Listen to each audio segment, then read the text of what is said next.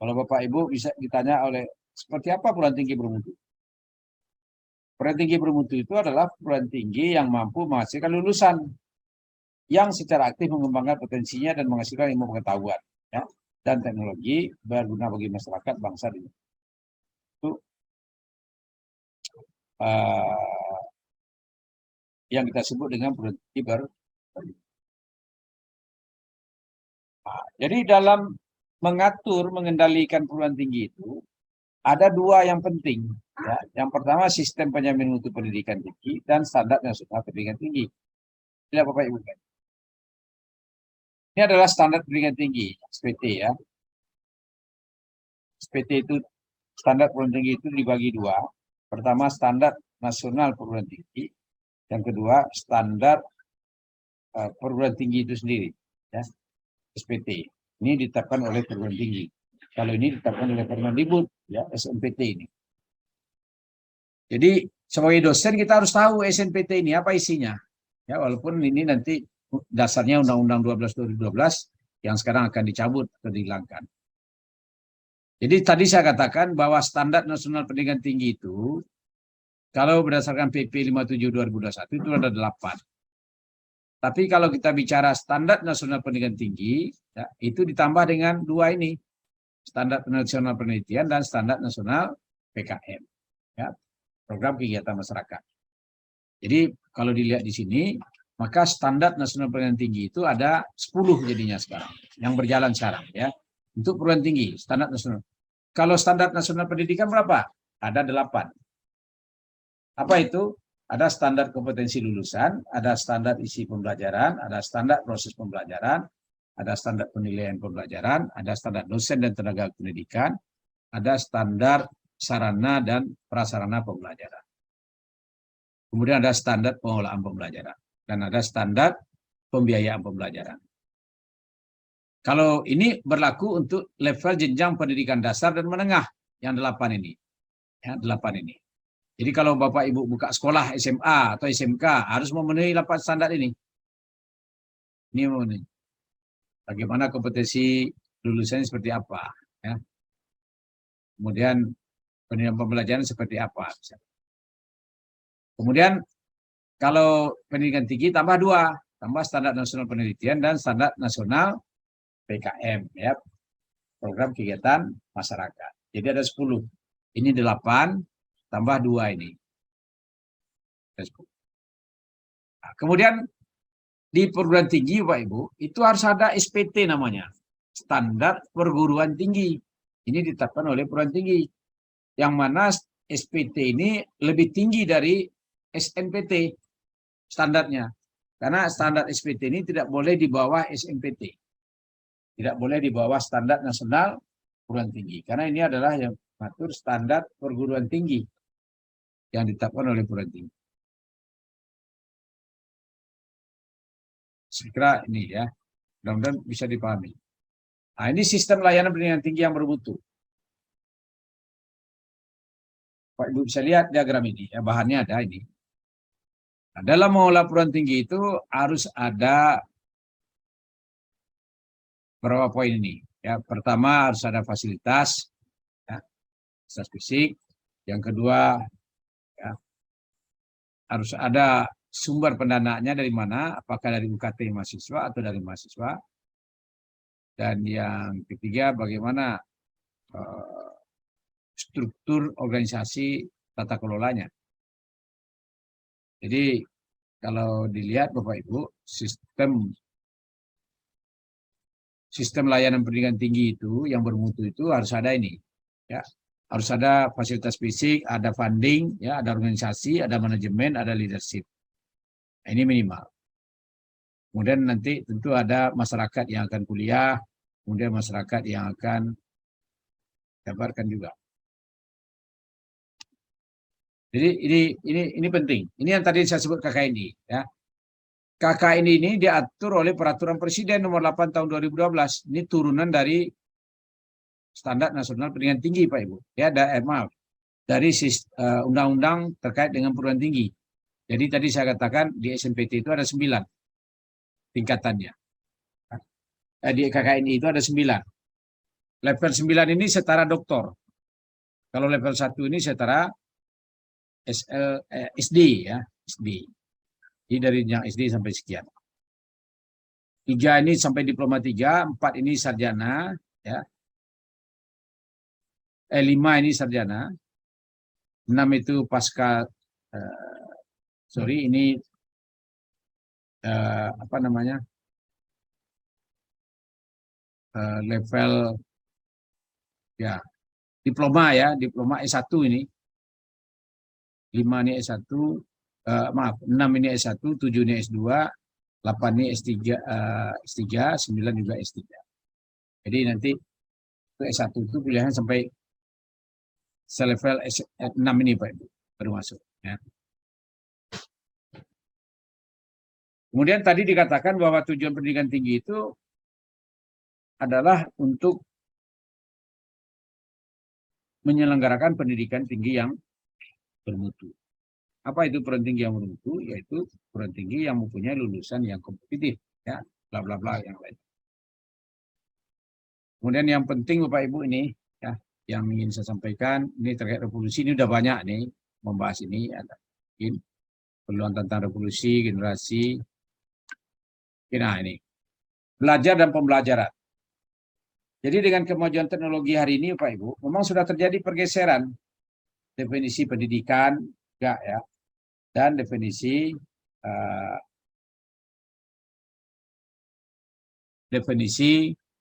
belajar.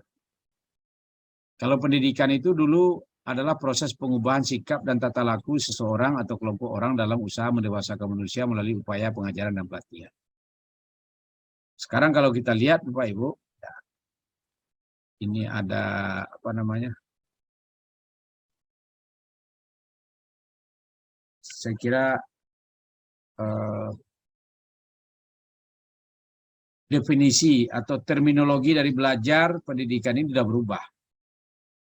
Ini belajar yang konvensional adalah perubahan yang relatif permanen dalam perilaku atau potensi perilaku sebagai hasil dari pengalaman atau latihan yang diperkuat. Belajar merupakan akibat adanya interaksi antara stimulus dan respon. Seseorang dianggap telah belajar sesuatu jika dia menunjukkan perubahan perilakunya. Benar. Tapi ini pengertian belajar dan pembelajaran yang konvensional. Kalau yang baru, ini Pak. Ya. Kalau yang baru itu pendidikan itu adalah sebuah karakteristik. Ya. Sebuah karakteristik pendidikan di mana peluang pendidikan itu akan menjadi kaya. Ya. Jadi reach cross institusional. Kemudian lintas institusi, kemudian juga lintas budaya, dan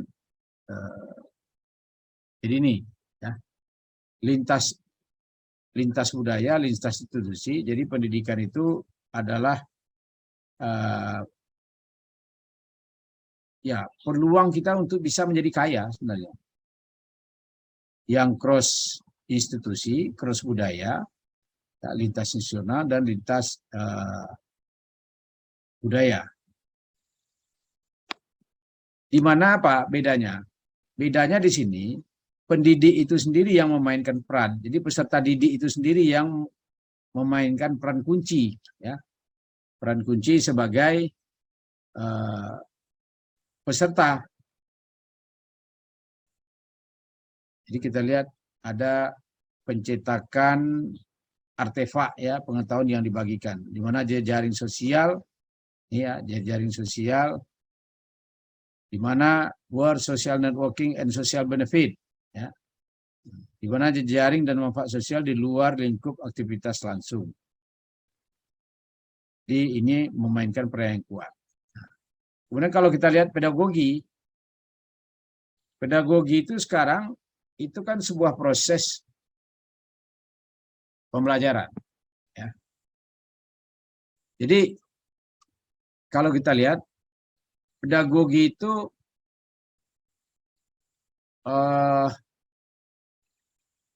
is leading people to a place where they can learn for themselves.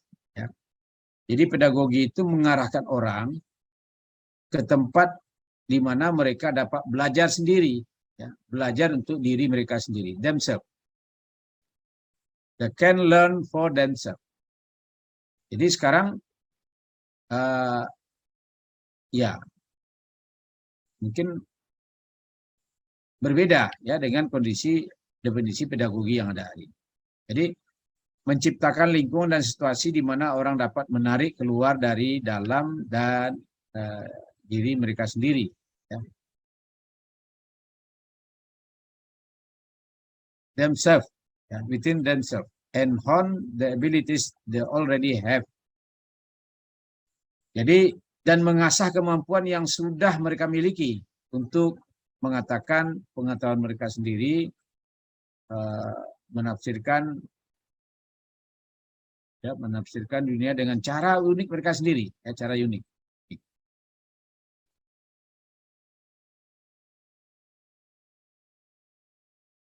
Daripada akhirnya menyadari potensi penuh mereka sebagai manusia. Jadi memang ada pergeseran. Bapak Ibu bandingkan nanti dengan ini. Ya. Pendidikan belajar di konvensional ini sekarang ini. Sorry.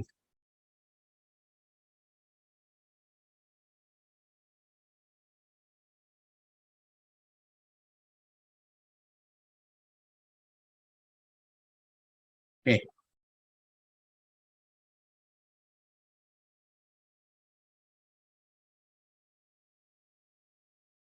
Jadi kalau kita lihat sekarang arah inovasi pembelajaran, ya. Jadi kita lihat bagaimana pembelajaran beragam kita bandingkan dengan pembelajaran sesuai kebutuhan.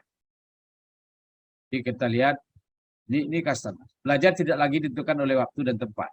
Benar, ya. Karena dengan pembelajaran online learning kita bisa dengan mengikuti platform bisa kapan saja belajar. Mahasiswa memilih daftar pembelajaran sesuai minat dan sasaran dan nilai-nilai khusus. Materi belajar beragam pengalaman.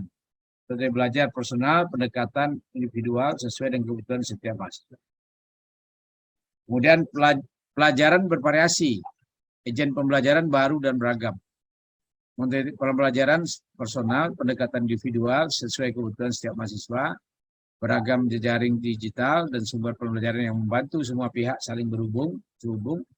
Dan teknologi pendidikan berperan menyajikan data beragam untuk memberikan wawasan pengetahuan dan strategi pembelajaran. Dan komunitas grafis dan virtual mengambil metode pembelajaran cara baru, padukan dengan jumlah tugas lain.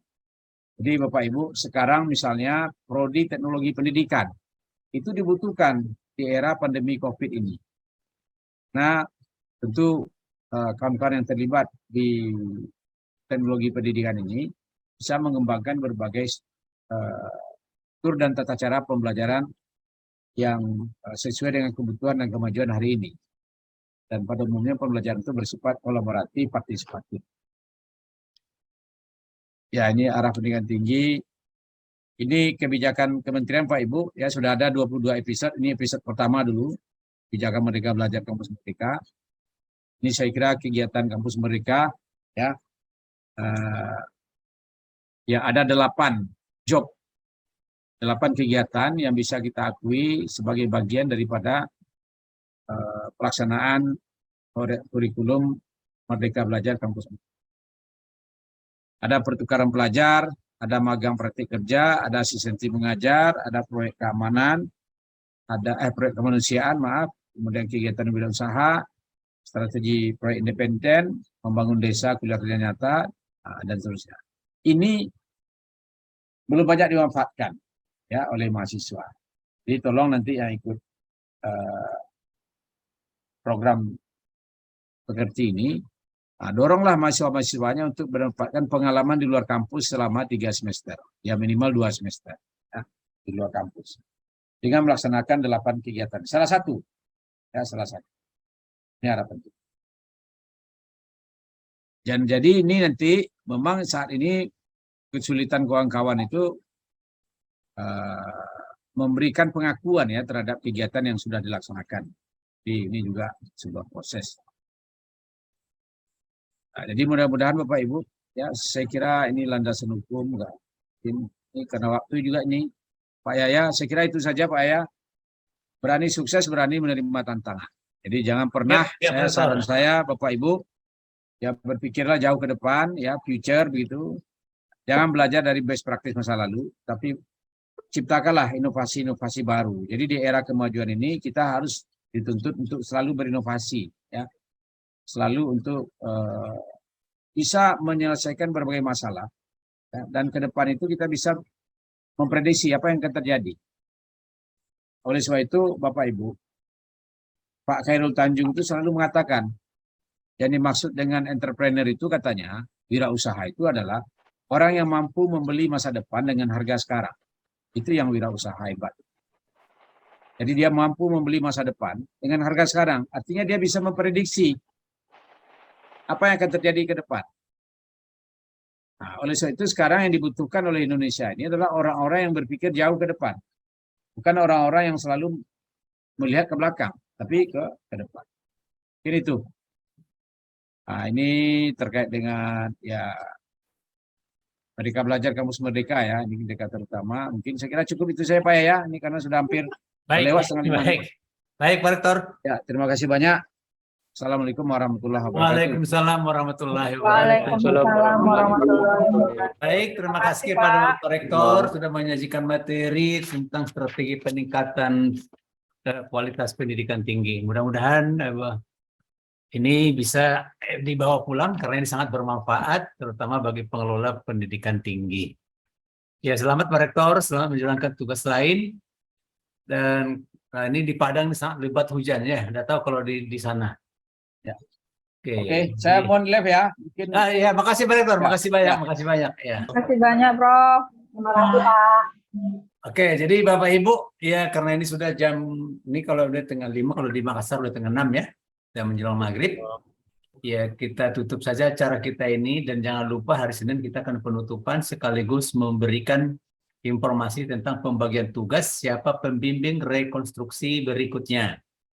Ya, jadi jangan lupa ya, jam berapa saya lupa di jamnya itu, tapi ikuti saja supaya nanti Bapak Ibu jangan ketinggalan untuk mendapatkan pembimbing dan bagaimana teknisnya itu akan kita jelaskan di sana. Baik Bapak Ibu, terima kasih banyak sudah mengikuti ini. Ini kan tidak ada di jadwal kita karena Pak Rektor mau sangat sibuk. Ya, kita minta jadwal beliau hari ini. Mohon maaf, kita sudahi wabillahi taufiq wal hidayah. Assalamualaikum warahmatullahi wabarakatuh. Waalaikumsalam warahmatullahi wabarakatuh. Silakan boleh live ya. Terima kasih, Pak. Terima kasih, Pak. Ya, matur nuwun, Pak. Silakan ya.